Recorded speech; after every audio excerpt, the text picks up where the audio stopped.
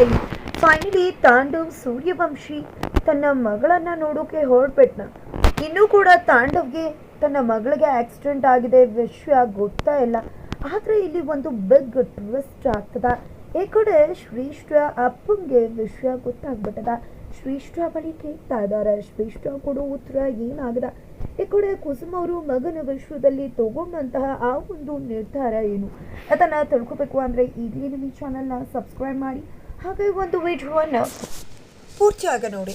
Finally ಇಲ್ಲಿ ತನ್ವಿಗೆ ಪ್ರಜ್ಞೆ ಬಂದದ. ಈ ಕಡೆ ವೈಷ್ಣವ್ ರಕ್ತ ಕೊಟ್ಟು ಹೋಗ್ತಿದ್ದಾಗ ತನ್ವಿಗೆ ಪ್ರಜ್ಞೆ ಬಂದ್ಬಿಡತ್ತ. ಇದರಿಂದಾಗಿ ಮನೆಯವ್ರು ಎಲ್ರಿಗೂ ಕೂಡ ಖುಷಿ ಆಗತ್ತ. ಮಗಳ ಮಾತಾಡಿಸ್ಬೇಕು ಅಂತ ಹೋದ್ರೆ ಇನ್ನೂ ಕೂಡ ತನ್ವಿ ಎಚ್ಚರ ಆಗ್ತಿಲ್ಲ. ಅಜ್ಜಿ ಅಮ್ಮ ಇಬ್ಬರು ಕೂಡ ಎದೇಳು ತನ್ವಿ ಅಂತ ಪ್ರೀತಿಯಿಂದ ಕೇಳ್ಕೊತಿದ್ದಾರೆ. ಆದರೆ ತನ್ವಿಗೆ ಎಚ್ಚರ ಆಗ್ತಿಲ್ಲ. ಒಮ್ಮೆಲೆ ತನ್ವಿಗೆ ಎಚ್ಚರ ಆಗತ್ತೆ. ಎಚ್ಚರ ಆಗ್ತಿದ್ದಾಗೆ ತನ್ವಿ ಕೇಳು ಒಂದೇ ಮಾತು, ನಾನು ಎಲ್ಲದೀನಿ, ನಾನು ಯಾಕೆ ಇಲ್ಲಿಗೆ ಬಂದಿದ್ದೀನಿ, ನೀವೆಲ್ಲ ಹೀಗೆ ಇಲ್ಲಿಗೆ ಬಂದ್ರಿ, ಏನಾಯಿತು ನನಗೆ ಅಂತ ನನಗೆ ನೆನಪೇ ಇಲ್ಲ, ನಾನು ರೋಡಲ್ಲಿ ಬರ್ತಿದ್ದಷ್ಟೇ ನನಗೆ ಗೊತ್ತು ಅಂತ ಹೇಳ್ತಿದ್ದಾಳೆ. ಅದು ಪುಟ್ಟ ನಿನಗೆ ಆಕ್ಸಿಡೆಂಟ್ ಆಯಿತು, ಹಾಗಾಗಿ ನೀನು ಹಾಸ್ಪಿಟಲಲ್ಲಿದೆಯಾ ಅಂತ ಹೇಳ್ತಿದ್ದಾರೆ. ನಂತರ ಈ ಕಡೆ ತನ್ವಿಗೆ ಅಪ್ಪ ಆಡಿದ್ದು ಕೆಲವು ಮಾತುಗಳು ನೆನಪಾಗುತ್ತೆ.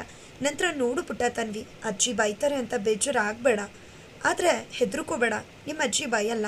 ಆದರೆ ಹೇಳು ಪುಟ್ಟ, ಎಲ್ಲಿಗೆ ಹೋಗಿದ್ದೆ, ಏನಾಯಿತು ಅಂತದಾಗೆ ಈ ಕಡೆ ತನ್ವಿಗೆ ಅಪ್ಪ ಹೇಳಿದ್ದು, ತನ್ವಿ ಅಂತ ಕಿರ್ಚಿದ್ದು, ಬೈದಿದ್ದು, ಹೊಡಿಯೋಕೆ ಬಂದದ್ದು ಎಲ್ಲ ಕೂಡ ನೆನಪಾಗ್ಬಿಡತ್ತ.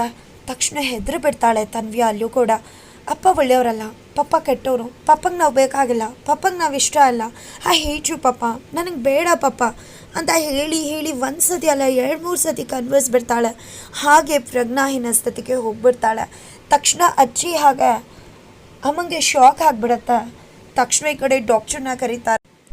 ಡಾಕ್ಟರ್ನ ಕರೀತಿದ್ದಾಗೆ ಡಾಕ್ಟರ್ ಬಂದು ಅಟೆಂಡ್ ಮಾಡ್ತಾರೆ, ಚೆಕ್ ಮಾಡ್ತಾರೆ. ಈ ಕಡೆ ತನ್ವಿನ ಅವಳು ಸ್ವಲ್ಪ ಹೆದರ್ಕೊಂಡಿದ್ದಾಳೆ ಅನಿಸುತ್ತೆ. ಇದು ಮನ್ಸ್ಗಾಗಿರೋ ಗಾಯ, ಅದನ್ನೇ ನೆನಪು ಮಾಡಿಕೊಂಡು ಹೆದರ್ಕೊಂಡಿದ್ದಾಳೆ. ಅದಕ್ಕೋಸ್ಕರನೇ ಅವಳು ಅನ್ಕಾನ್ಷಿಯಸ್ ಆಗಿದ್ದಾಳೆ. ನೀವೇನು ಕೂಡ ಯೋಚನೆ ಮಾಡಬೇಡಿ, ಅವಳು ಆರಾಮಾಗಿರ್ತಾಳೆ, ಹುಷಾರಾಗ್ತಾಳೆ ಅಂತ ಹೇಳ್ತಾರೆ. ನೀವೇನು ವರಿ ಮಾಡ್ಕೋಬೇಡಿ ಅಂತ ಹೇಳಿ ಹೋಗ್ತಾರೆ. ಆದರೂ ಕೂಡ ಇವರು ಹೆದರ್ಕೋಬೇಕಿದ್ರೆ ಆ ರೀತಿ ಹೆದರ್ಕೊಳ್ಳೋದು ಅವಶ್ಯಕತೆ ಇಲ್ಲ ಅಕ್ಕ. ನಮ್ಮನ್ನು ಒಳಗಡೆ ಬಿಟ್ಟಿದ್ದಾರೆ ಅಂದರೆ ತನ್ವಿ ಆರಾಮಾಗಿದ್ದಾಳೆ ಅಂತ ತಾನೆ, ಇಲ್ಲಾಂದರೆ ಖಂಡಿತ ಅವ್ರು ನಮ್ಮನ್ನು ಒಳಗಡೆ ಬಿಡ್ತಿದ್ರ, ಟ್ರೀಟ್ಮೆಂಟ್ ನಡೀತಿತ್ತು ಅಂತ ಪೂಜೆ ಅಕ್ಕಂಗೆ ಹೇಳ್ತಾಳೆ. ನಂತರ ಅಂಥದ್ದು ಏನು ಮಾಡಿರ್ಬೋದು, ಅವನು ಹೊಡೆದು ಬೈದು ಏನಾದರೂ ಮಾಡಿರ್ಬಹುದಾ ಅಂತ ಕುಸುಮ ಅವ್ರು ಅನ್ಕೋತಿದ್ದಾಗೆ ಈ ಕಡೆ ಮಾಡಿರ್ತಾನೆ, ಮಾಡೋ ಕೆಲಸನೇ ಅವನು ಅಂತ ಹೇಳಿ ಅಂತ ಸುನಂದವರು ಹೇಳ್ತಿದ್ದಾಗೆ ಬನ್ನಿ ಇಲ್ಲಿ ಅಂತ ಕುಸುಮ ಅವರು ಹೊರಗಡೆ ಕರ್ಕೊಂಡು ಬಂದ್ಬಿಡ್ತಾರೆ. ಈಗಲೂ ಸುನಂದ್ ಅವರೇ ಪದೇ ಪದೇ ಅದೇ ಹೇಳ್ತಿದ್ರಲ್ಲ, ನಾನು ಇಲ್ಲ ಅಂತ ಹೇಳ್ತಿಲ್ಲ. ಅವ್ನು ಬಂದಿಲ್ಲ ನಿಜ, ತನ್ನ ಮಗಳಿಗೆ ಆಕ್ಸಿಡೆಂಟ್ ಆಗಿದ್ರು ಕೂಡ ಅವ್ನು ಯಾವುದೋ ಕೆಲಸದಲ್ಲಿ ಬ್ಯುಸಿ ಆಗಿರಬಹುದಲ್ವ, ಸಿಕ್ಕಾಗಿರಬಹುದಲ್ವ, ಅದಕ್ಕೋಸ್ಕರನೇ ಅವನಿಗೆ ವಿಷಯ ಗೊತ್ತಾಗಿಲ್ಲ, ಹಾಗಾಗಿ ಅವ್ನು ಬಂದಿಲ್ಲ. ಗೊತ್ತಾಗಿದ್ರೆ ಖಂಡಿತ ಬರ್ತಿದ್ದ. ಖಂಡಿತ ನಾನು ಒಪ್ಕೋತೀನಿ, ಅವನು ಒಳ್ಳೆ ಮಗ ಅಲ್ಲ, ಒಳ್ಳೆ ಗಂಡ ಅಲ್ಲ, ಆದರೆ ಖಂಡಿತ ಅವನ ಮಕ್ಕಳನ್ನ ಅವನು ತುಂಬ ಅಂದರೆ ತುಂಬ ಪ್ರೀತಿ ಮಾಡ್ತಾನೆ. ಅವನ ಮಕ್ಕಳಿಗೆ ಏನಾದರೂ ಕೂಡ ಅವನು ಸಹಿಸೋದಿಲ್ಲ. ಅದರಲ್ಲೂ ತನ್ವಿ ಅಂದರೆ ಅವನಿಗೆ ಪಂಚಪ್ರಾಣ. ತನ್ವಿಗೆ ಆಗಿದೆ ಅಂತ ಗೊತ್ತಾಗಿದ್ದಿದ್ರೆ ಖಂಡಿತ ಅವನು ಬಾರ್ತೆ ಇರ್ತಿರ್ಲಿಲ್ಲ. ನೀವು ಈ ರೀತಿ ಮಾತಾಡಬೇಡಿ ಅಂತ ಹೇಳ್ತಿದ್ರೆ ಏನು ಮಾತಾಡ್ತಿದ್ರ ವ್ಯಕ್ತಿಯಮ್ಮ? ಇಷ್ಟೆಲ್ಲ ಆಗಿದ್ರು, ನಿಮ್ಮನ್ನು ತೊರೆದು ಹೋಗಿದ್ರು ಕೂಡ ಈಗಲೂ ಕೂಡ ಅವನ ಪರನೇ ವಹಿಸ್ಕೊಂಡು ಮಾತಾಡ್ತಿದ್ರಲ್ಲ ನೀವು. ಯಾವುದೇ ಗಂಡಸು ಮನೇನ ತೊರೆದು ಸಂಸಾರನ ಯೋಚನೆ ಮಾಡದೆ ಹೊರಗಡೆ ಇರ್ತಾನೆ ಅಂದರೆ ಏನು ಅರ್ಥ? ಅವನು ಬೇರೆ ಏನೋ ನೋಡ್ಕೊಂಡಿರ್ತಾನೆ ಅಂತ ಹೇಳ್ತಿದ್ರೆ ಏನು ನೀವು ಹೇಳ್ತಿರೋ ಅರ್ಥ ಬೇರೆ ಸಂಬಂಧದ ಬಗ್ಗೆನೇ ಮಾತಾಡ್ತಿರುವಾಗಿದೆಯಲ್ಲ ಅಂದಾಗ ಹೌದು, ನಾನು ನಿಜಾನೇ ಹೇಳ್ತಿದ್ದೀನಿ. ಯಾಕೆ ನಿಮ್ಗೇನು ಅನ್ಸೋದಿಲ್ವಾ? ಇಷ್ಟು ಎಲ್ಲ ಸುಮ್ಮನೆ ವಿನಾಕಾರಣ ಸಂಸಾರನ ಮರೆತು ಯಾರಾದರೂ ಇಷ್ಟು ದಿನ ಹೊರಗಡೆ ಇರ್ತಾರೆ ಅಂದರೆ ಏನು ಅರ್ಥ? ಯಾಕೆ ನಿಮಗೆ ಇಷ್ಟೆಲ್ಲ ಆದರೂ ಕೂಡ ಅರ್ಥ ಆಗ್ತಿಲ್ಲ? ನನಗೆ ಏನು ಹೇಳಬೇಕು ಅಂತಾನೆ ಗೊತ್ತಾಗ್ತಿಲ್ಲ ಅಂತ ಸುನಂದ ಹೇಳ್ತಿದ್ದಾರೆ. ಅಷ್ಟರಲ್ಲಿ ಈ ಕಡೆ ಫೈನಲಿ ಕಾವ್ಯ ಬಂದು ಎಂಗೇಜ್ಮೆಂಟ್ನ ನಿಲ್ಸೋಕೆ ನೋಡಿದಾಳೆ. ಆದರೆ ಎಂಗೇಜ್ಮೆಂಟ್ನ ನಿಲ್ಸೋಕೆ ಆಗಲೇ ಇಲ್ಲ. ಬಿಕಾಸ್ ಈ ಕಡೆ ಶ್ರೇಷ್ಠ ಬಂದಿದ್ದೆ ಕಾವ್ಯ ಮನಸ್ಸನ್ನು ಚೇಂಜ್ ಮಾಡ್ತಾಳೆ. ನೀನೇನಾದರೂ ಹೇಳಿಬಿಟ್ರೆ ಅಪ್ಪ ಎದೆ ಇಟ್ಕೊಂಡು ಕೆಳಗಡೆ ಕುಸ್ತು ಬಿದ್ದೋಗ್ತಾರೆ, ಅದಕ್ಕೆ ನೀನು ಕಾರಣ ಆಗ್ತೀಯಾ ಅಂತ. ಹಾಗಾಗಿ ವಿಷಯ ಹೇಳೋದಿಲ್ಲ. ಆದರೆ ಅವಳು ತಾಂಡವ್ಗೆ ತಿಳಿಸೋ ಪ್ರಯತ್ನ ಮಾಡ್ತಾಳೆ. ಅದಕ್ಕೋಸ್ಕರ ಈ ಕಡೆ ತಾಂಡವ್ ಹತ್ರ ಹೋಗ್ತಾಳೆ. ತಾಂಡವ್ ಹತ್ರ ಹೋಗಿ ಸರ್ ನಿಮ್ಮ ಮನೆಯವರು ಅಂತ ಹೇಳಿ ಫೋನ್ ಕೊಟ್ಟು ಹೇಳೋಕೆ ಹೋಗ್ತಾಳೆ. ಆದರೆ ಅಷ್ಟರಲ್ಲಿ ಈ ಕಡೆ ಮಹೇಶ್ ಹಾಗೆ ಸುಂದ್ರಿ ಇಬ್ಬರು ಕೂಡ ಸೇರ್ಕೊಂಡು ಮುಂದಿನ ಶಾಸ್ತ್ರ ಮಾಡ್ಬೋದಲ್ವ, ತಡ ಆಗ್ತದೆ ಅಂತ ಹೇಳಿಬಿಡ್ತಾರೆ. ನಂತರ ಸರಿ ಆಯಿತು ಅಂತ ಹೇಳಿ ಮುಂದಿನ ಶಾಸ್ತ್ರಕ್ಕೆ ಹಣಿ ಮಾಡ್ಕೊತಿದ್ದಾರೆ ಎಲ್ಲರೂ ಕೂಡ. ಈ ಕಡೆ ಗಿಫ್ಟ್ಸ್ ಕೊಡೋದ್ರ ಬಗ್ಗೆ ಅಷ್ಟರಲ್ಲಿ ಈ ಕಡೆ ಮಹೇಶ್ ಮತ್ತು ಸುಂದ್ರಿ ವಜ್ರ ಕೊಡ್ತಾರೋ ಚಿನ್ನ ಕೊಡ್ತಾರೋ ಎಂಥ ಗಿಫ್ಟ್ ಕೊಡ್ತಾರೋ ನಮಗೆ ಅಂತ ಮಾತಾಡ್ತಿದ್ದಾರೆ. ಇದು ನೋಡಿ ಶ್ರೇಷ್ಠ ಮತ್ತು ತಾಂಡವ್ಗೆ ಎಷ್ಟು ಇರಿಟೇಟ್ ಆಗ್ತಿದೆಯೋ. ಶ್ರೇಷ್ಠ ತಂದೆ ತಾಯಿಗಂತೂ ಅಸಹ್ಯ ಅನಿಸ್ತದೆ. ಎಲ್ಲಿಂದ ನಮ್ಮ ಮಗಳು ಇಂಥವನ್ನ ಪ್ರೀತಿ ಮಾಡಿದ್ಲಪ್ಪ, ಇಷ್ಟು ಚೆನ್ನಾಗಿ ಸಾಕಿ ಇಂಥವ್ರು ಕೊಡಬೇಕಾಯ್ತಲ್ಲ, ಇವಳಿಗೆ ಯಾರೂ ಸಿಕ್ಕಲೇ ಇಲ್ವಾ ಅಂತ ಶ್ರೀವರ ಅನ್ಕೋತಿದ್ದಾರೆ. ಆದರೆ ಇಲ್ಲಿ ರಘುಗೆ ಅನುಮಾನ. ಈ ಕಡೆ ಕಾವ್ಯನ ಯಾಕೆ ನೀವು ಅಳ್ತಾ ಇದ್ರೆ, ನಿಮ್ಮನ್ನ ಯಾರು ಕೂಡಾಕಿದ್ದು? ಒಮ್ಮೆ ಓಡ್ ಬಂದು ಎಂಗೇಜ್ಮೆಂಟ್ನ ನಿಲ್ಸೋಕೆ ನೋಡಿದ್ರೆ, ಆದರೆ ಒಮ್ಮೆ ಶ್ರೇಷ್ಠ ಅಪ್ಕೊಂಡು ಏನೋ ಹೇಳಿದ್ಲು, ತಕ್ಷಣ ನಿಲ್ಲಿಸ್ಬಿಟ್ರೆ. ಏನು ಅಂತ ಕೇಳ್ತಿದ್ರು ಕೂಡ ಈ ಕಡೆ ಕಾವ್ಯ ಏನೂ ಹೇಳ್ತಿಲ್ಲ. ದೇವ್ರೊಬ್ರು ಇದ್ದಾನೆ, ಖಂಡಿತ ಎಲ್ವನ್ನ ಕೂಡ ನೋಡ್ತಿರ್ತಾನೆ, ಖಂಡಿತ ನೀನು ಮಾಡ್ತಿರೋದಕ್ಕೆ ಸರಿಯಾದ ಶಿಕ್ಷಣೆ ಆಗತ್ತೆ ನಿನಗೆ ಅಂತ ಮನಸ್ಸಲ್ಲಿ ಶ್ರೇಷ್ಠ ಬಗ್ಗೆ ಕಾವ್ಯ ಅನ್ಕೋತಿದ್ದಾಳೆ. ನಂತರ ಈ ಕಡೆ ಗಿಫ್ಟ್ಸ್ ಕೊಡೋ ಶಾಸ್ತ್ರಗಳು ನಡೀತಾ ಇದೆ. ಈ ಕಡೆ ಗಿಫ್ಟ್ಸ್ ಕೊಡ್ತಿದ್ದಾರೆ. ಗಿಫ್ಟ್ಸ್ನ ನೋಡ್ತಿದ್ರೆ ಈ ಕಡೆ ಮಹೇಶ್ ಸುಂದ್ರಿ ಅಂತೂ ಎವ್ವಿ ಖುಷಿಪಟ್ಟು ಒಳ್ಳೆ ಮರ್ಯಾದೆ ಇಲ್ದದ್ದವ್ರ ಥರ ನಡ್ಕೋತಿದ್ದಾರೆ.